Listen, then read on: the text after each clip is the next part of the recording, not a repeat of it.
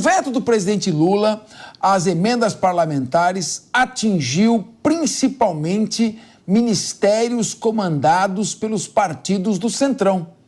As pastas de comunicações, turismo, esporte, integração e desenvolvimento regional, por exemplo, estão entre as que mais sofreram perdas dos recursos que deputados e senadores enviam para obras e projetos em seus redutos eleitorais.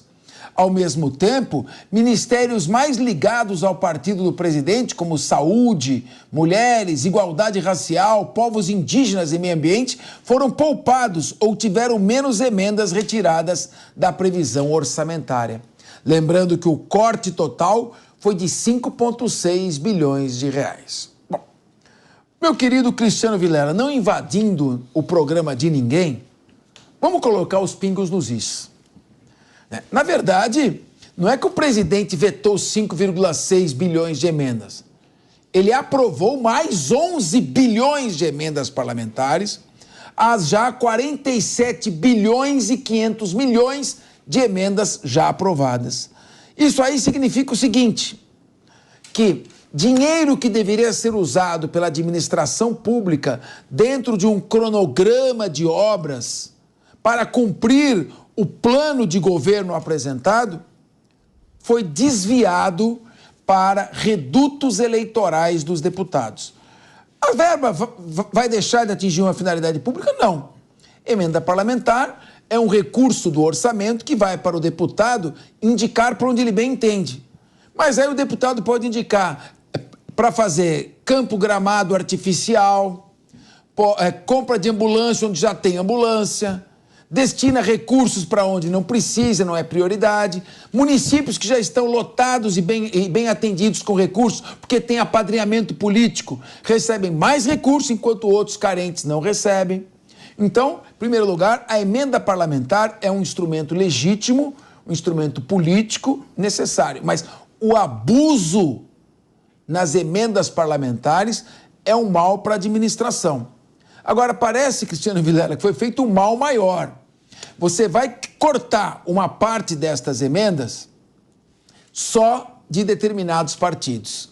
E uma coisa eu aprendi na política, meu amigo Cristiano Vilela. Se você vai fazer algum tipo de maldade política, faça indistintamente. Porque se você privilegiar um em detrimento do outro, aí é guerra. Então, primeiro, foi um veto muito tímido, apenas 5 bilhões de emendas parlamentares. Pra você ter uma ideia, 16 bilhões estão indo para o programa da Lei Rouanet. Foi um veto muito tímido, tem muita emenda corroendo o dinheiro público do orçamento e, além disso, esse veto vai servir para irritar a base aliada. Desse jeito, meu Cristiano Vilela, você acha que vai precisar de 513 ministérios para atender os 513 deputados federais? Olha, Capês, uma boa tarde a você, boa tarde aos amigos da mesa e todos que acompanham o Linha de Frente. Do jeito que a coisa está, vai precisar dos 513 sim. E do jeito que a gente tem um governo que gosta de criar despesa, eu não duvido nada que vá criar um volume muito grande de ministérios, mais do que já tem na hora que precisar. Nós temos uma realidade que, infelizmente, está sendo colocada ao longo desses 13 meses de governo, que é uma relação muito complexa com o Congresso, uma relação de uma certa traição com o Congresso Nacional. Agora, com relação a esse veto do presidente, isso foi colocado em diversas entrevistas pelo relator do orçamento, já tinha sido objeto também de entrevistas do relator da LDO, agora no final do ano passado, todos eles colocando que o texto, os valores que haviam sido apontados no projeto eram justamente os valores acordados com as lideranças do governo no parlamento. Então você tem, e aí esses deputados, esses relatores colocaram essa preocupação, você acaba tendo um governo que não tem palavra e que acaba se desmoralizando em relação ao legislativo. Ora, nós temos o governo federal que tem uma bancada dos seus partidos, do grupo mais raiz, do grupo de esquerda originário, você tem uma bancada muito pequena, cerca de 20% da Câmara dos Deputados. Não tem capacidade de aprovar nada. O governo, ele se elegeu no segundo turno com uma frente ampla e ele precisa aprender a governar com a frente ampla. Mas não, está direcionando esforços muito mais evidenciados a setores, a pautas que são vinculadas às suas bandeiras ideológicas e deixando de lado os reclamos de setores mais expressivos da sociedade. Não dá para governar apenas com aquele circuito mais íntimo de militância. É necessário se discutir com o parlamento. Mas o governo, infelizmente, vai dando mostras de que quer trabalhar no toma lá da cá e pior do que tudo isso, vai prometendo e deixando de cumprir. Isso nos faz mirar um horizonte agora para 2024 de uma instabilidade ainda maior na relação entre o Executivo e o Parlamento. Se nós tivermos um 2023 marcado por um conflito entre poderes, tudo indica que 2024 terá conflito e um pouco mais.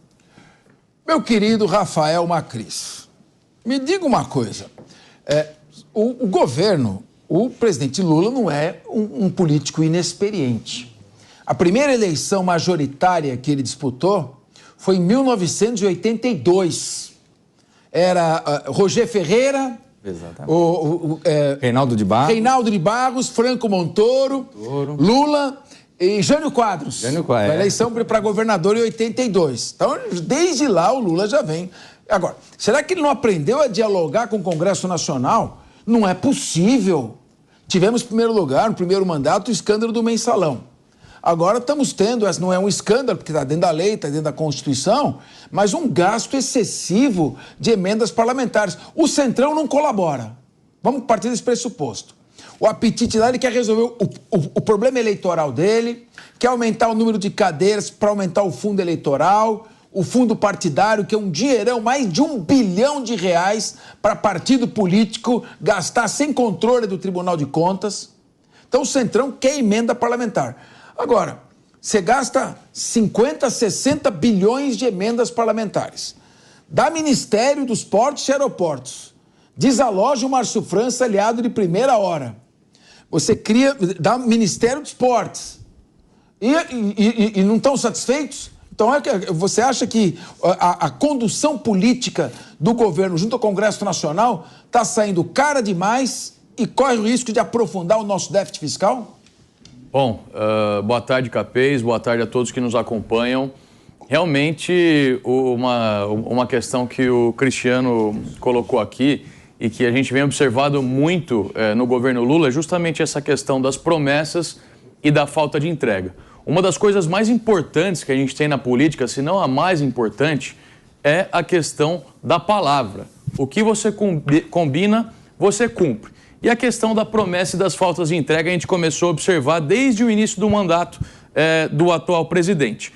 Quando ele aumentou em 60% a quantidade de ministérios, aumentando de 26 para 37 ministérios no seu atual governo, houve uma promessa, um aceno aos parlamentares do Centrão. Em que sentido? Vamos aumentar o número de ministérios para poder abrigá-los aqui e fazer uma composição. Quando foi fazer a composição, a gente não observou essa questão. Ele abrigou muita gente do PT. A partir daí, ele começou a ter uma série de dificuldades nas articulações no Congresso, perdendo votações, inclusive a questão aí do PL da censura. O governo teve uma derrota muito grande.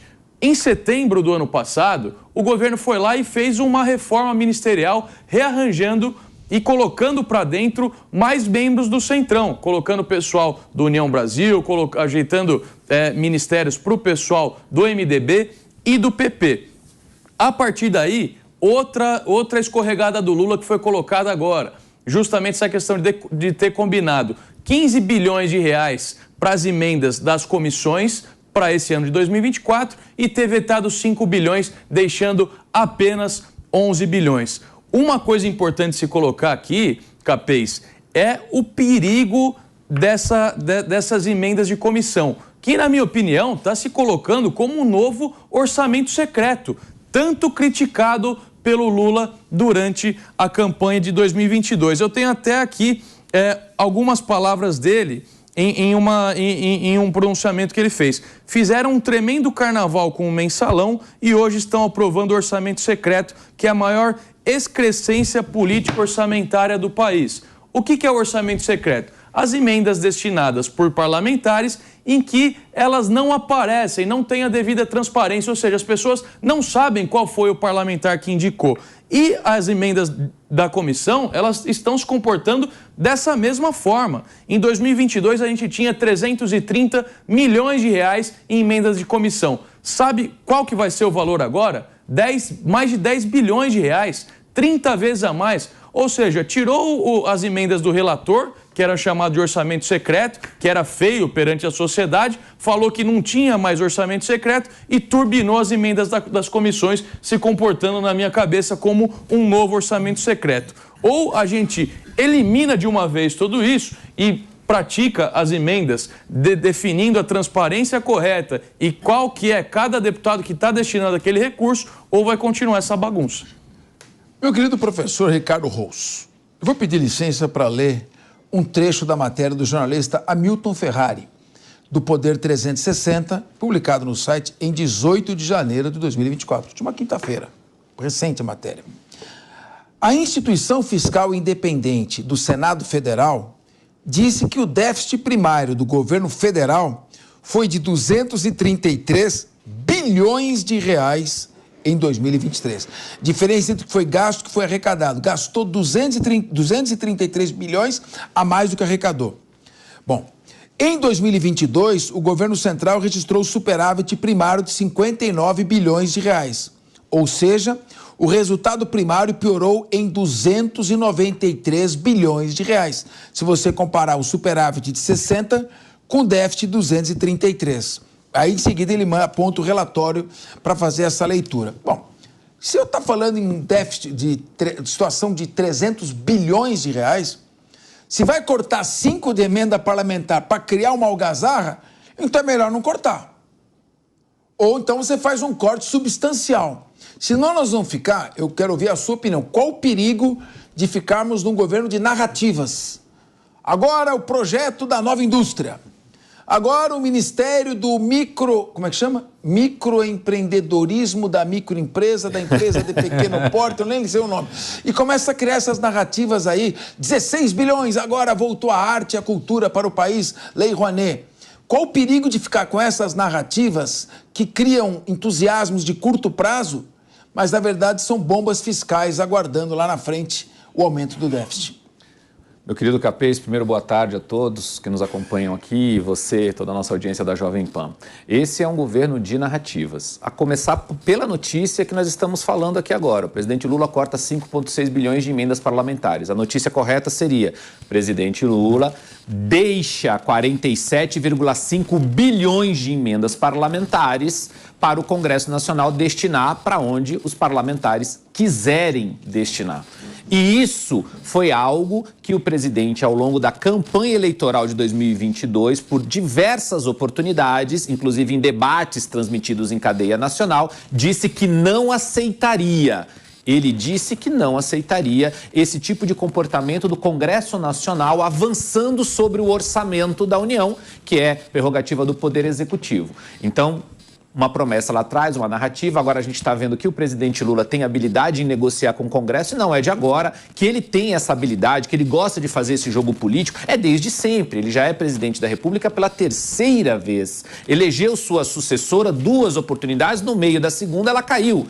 E essa diferença que você falou de gestão demonstra claramente a diferença entre direita e esquerda. O governo passado deixou quase 60 bilhões de superávit. Agora nós estamos perto de 300 bilhões, considerando essa diferença aí. Ou seja, é um absurdo isso. Então a expectativa dentro deste processo é que haja a possibilidade do crescimento econômico desse país através do endividamento das famílias e que haja aí um voo de galinha mais uma vez para que no final de 2026 ou no final de 2025 possa ter uma falsa sensação de que as famílias estão tendo um poder de compra maior, que esse é um discurso, é uma narrativa corrente, para que em 2026 possa se vender isso na eleição e tentar mais um projeto de 4 anos. É um governo até o momento de narrativas e puramente de narrativas. Bom, Nós temos aqui conosco o professor Guilherme Mendes, que foi controlador geral das contas do município de São Paulo.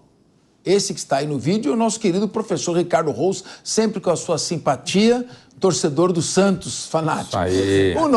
O professor... Bora, peixe. Eu queria ouvir você, Guilherme, qual a importância de você proteger o déficit fiscal? Ou seja, você impedir um aprofundamento do déficit fiscal. Como é que se faz um controle de contas? Não tem uma Controladoria Geral da União capaz de dizer, não, mesmo que o presidente queira, ele não pode dar 50 bilhões de reais de emenda parlamentar. Ah, então nós vamos viabilizar o governo. Não vou inviabilizar porque não é culpa do governo. Está proibido. A lei de responsabilidade fiscal vai proibir. Isso é um abuso na gestão. Porque do jeito que está, como é que fica? Quem vai pagar essa conta? Capês, primeiro, boa noite a todos. Um abraço para o amigo telespectador aqui da Jovem Pan. Não é da atribuição da Controladoria Geral da União entrar nesse pormenor, não é? Nós estamos aqui entrando na seara política, distribuição de verbas públicas, não é? Emenda, orçamento e tudo mais. A gente pode discutir aqui se, de fato, a quantidade de recursos destinados às emendas é uma quantidade adequada e a gente já vem falando disso há alguns anos, né? Não é uma primazia do governo Lula ou também não era do governo Bolsonaro. Eu colocaria aqui uma questão que talvez seja a questão de fundo e que o país talvez não esteja também preparado para discutir, que é o presidencialismo de coalizão. Nós tivemos a nossa Constituição estruturada para um regime parlamentarista que depois, nos arranjos políticos, virou presidencialista da forma como nós temos hoje. E não é de hoje também que o presidente da República se vê obrigado a dialogar com o Congresso, muitas vezes lançando mão desse recurso de emendas parlamentares, do loteamento de ministérios, do loteamento de cargos, para poder criar uma base eleitoral, uma base política, melhor dizendo, né? Que permita aprovar os seus projetos. Eu divirjo um pouco do posicionamento de vocês e acho que o presidente Lula, muito hábil como tem conseguido dialogar de uma forma bastante positiva com o Congresso, haja vista a aprovação recente da reforma tributária, algo que vinha se arrastando há mais de 30 anos e que nenhum governo dos mais diferentes momentos históricos, das mais diferentes linhas filosóficas e políticas tinha conseguido aprovar. Houve um consenso, houve concessões, mas o fato é que a reforma foi aprovada. É um marco histórico e que talvez seja significativo para mostrar essa relação entre governo e Congresso. Agora, voltando ao ponto que eu coloquei, presidencialismo de coalizão. Um país que hoje discute uso de câmera corporal, possibilidade de uma mulher grávida exercer aborto legal. Eu, na verdade, acho que não está em condições de amadurecimento político para discutir a revisão do nosso sistema de governo. No fundo, essa é a discussão que tem que ser enfrentada. Por quê? Lula, Bolsonaro, Dilma, todos eles tiveram que se relacionar com o Congresso dessa maneira. E está mais do que evidente de que essa maneira não interessa a grande maioria da população. Carlos, quer fazer uma pergunta? Divide a tela, quer fazer um debate aqui? Queria falar para o professor Guilherme apenas um ponto de vista. Nós estamos falando daqui a pouco da passeata da CUT contra o Milei aqui no Brasil. Entra aqui, o Ricardo Rous, por favor, a sua indagação para o professor Guilherme aqui. Guilherme, com 38 ministérios, 50 bilhões de emendas parlamentares e gastando o déficit que a gente já tem aí, chegando quase, dependendo do ponto de vista, de 300 bilhões de reais, qualquer um de nós aqui na mesa, ou uma pessoa com mínimo de raciocínio conseguiria aprovar qualquer coisa, quanto mais uma reforma tributária. O que nós queremos é que a gente consiga ter superávit fiscal, que a gente persiga o déficit zero, que a gente diminua os impostos das pessoas que não podem pagar, que a gente incentive a indústria brasileira e não crie esse déficit que a gente está hoje.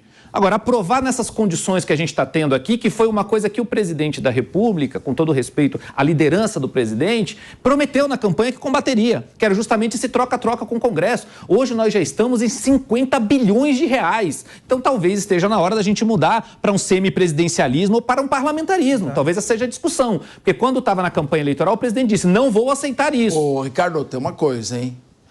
Entrar num parlamentarismo com esse centrão, aí vai sair 300 bilhões de reais verdade, por ano. verdade. E outra coisa, Guilherme, essa reforma tributária, tudo bem, a princípio o sistema precisava de uma simplificação, mas reforma tributária com esse déficit e essa gastança, para mim, vai resultar em aumento da arrecadação tributária com a desculpa de que foi feita uma reforma tributária. O Capês, e uma outra questão... E depois o pessoal está me falando, querem entrar na CUT aqui, urgente, eu vou ouvir você, depois o Guilherme fecha e passamos para a CUT. Uma coisa que o professor colocou, e a gente não está questionando a existência das emendas parlamentares. Ricardo colocou muito bem aqui, a gente está colocando a quantidade exagerada, um valor astronômico de emendas parlamentares que estão sendo praticadas nesse governo. E outra coisa, a falta de transparência, que foi criticada pelo próprio atual presidente em debate com o presidente anterior. Hoje, nessas emendas de comissão, existe a falta de transparência, a inexistência de critérios objetivos para a destinação desses recursos e a inobservância também de parâmetros populacionais ou sociais para a destinação dessas Guilherme, então fechando você agora, é presidencialismo de coalizão ou presidencialismo de coação? Eu acho que os dois. Porque coação propriamente dita, não, porque o presidente tem negociado, não é? Veta aqui, o Centrão pressiona um pouco ali. Quer dizer, eu acho que todos estão fazendo o seu papel dentro do que o modelo legal permite. O Congresso pede emendas, o Congresso pede cargos em troca da aprovação de projetos que são de interesse do governo. Agora, a questão é o modelo. O modelo está saturado. Veja, eu não estou aqui defendendo o uso de emenda parlamentar, tampouco a quantidade dos recursos destinados para esse fim. O que eu estou justamente discutindo é esse modelo exauriu. Nós precisamos pensar um novo modelo político que dê uma base de sustentação sólida para que o presidente não tenha que ficar fazendo toma lá da cá a todo momento e que as bandeiras sejam claras, não é? Essa história de apoiar quem está no poder só porque tem a caneta do orçamento não dá certo. Isso, aí sim, eu concordo com você, Capê, seria coação ou chantagem. Nós temos que deixar muito claro quem é a base de apoio, quais são os projetos e aonde vão os recursos. Da forma como a coisa é tratada hoje, é um casuísmo, né? Precisa de um projeto aqui, libera emenda, nomeia, reforma ministério, troca ministro. Não é assim que o país vai por um bom caminho. Bom,